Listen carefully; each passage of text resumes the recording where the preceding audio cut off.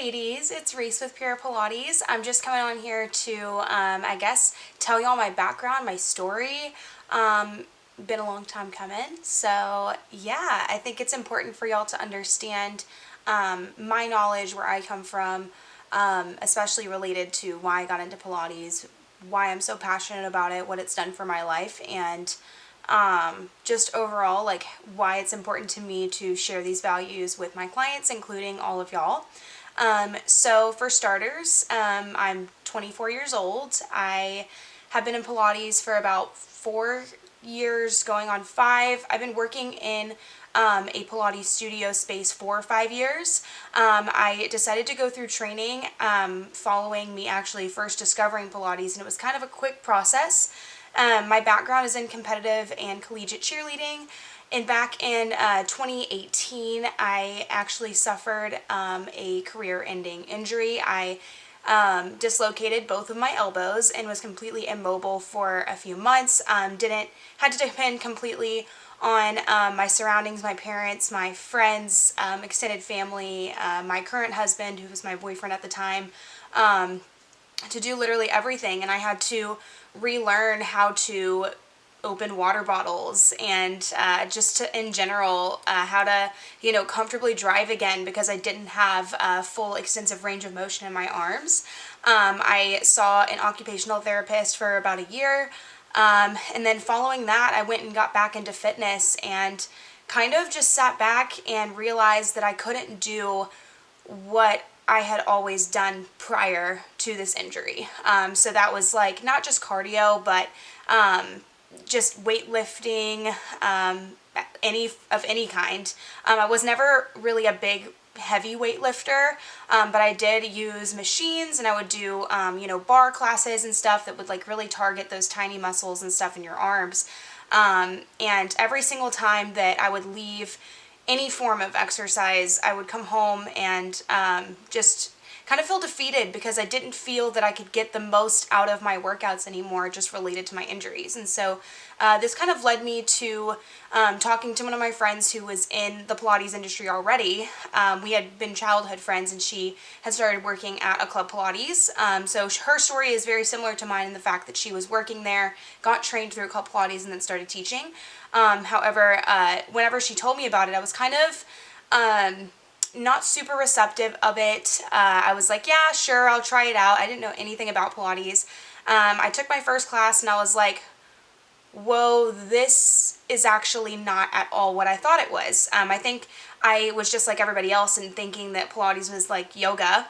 And I had a background in yoga already just from doing it in college. And what's really interesting is when I went in for my first class, I left and I realized that, wow, I actually do feel stronger. I feel good. I don't feel totally exhausted to the point where I don't want to do anything else for the rest of the day. But I also noticed heavily that I had absolutely no pain in my arms, which was a very jarring thought to have at that time in my life, because I didn't think that I was ever going to find a form of exercise that was going to suit me in the long run. And when I started getting a little bit more educated in this space, I knew this is what I wanted to do. This was my calling. I thought for my entire life that I wanted to own a cheerleading gym, and that I wanted to be a competitive cheer coach. And I already had been pursuing that and working with my previous cheer gym that I grew up in, and with my old coaches and stuff. And once I discovered this, it just felt so right. And I decided at that point in time I was going to get trained, and I immersed myself into the studio space. So as I just got deeper and deeper into learning more about Pilates and into teaching it and working with other people that were also in the industry, and understanding their stories and how they have been able to impact other people's lives. And then my husband's family actually is into Pilates as well. His grandmother is 84, and she does Pilates 3 times a week now, 5 at this point in time. She now has dementia. However, we've actually seen an extensive delay in the progression of her dementia with memory loss, simply due to Pilates, which is crazy.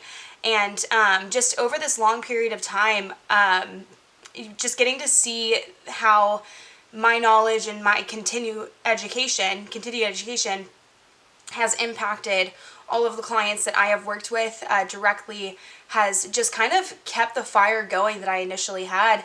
And, and talking about injury prevention and things like this, once Kobe Bryant died, there was a huge light shined on the Pilates space with athletes, professional athletes. And actually, it's not very well known, but most professional athletes, whether you're in the NFL or the NBA, or if you're a collegiate athlete, most of them have Pilates trainers. And so once I kind of navigated that, and that really started to align with me, just being that with my background as a professional athlete in that space, I just knew that this is the route that I wanted to go. And so that's what brings me here. I'm working with you guys now, and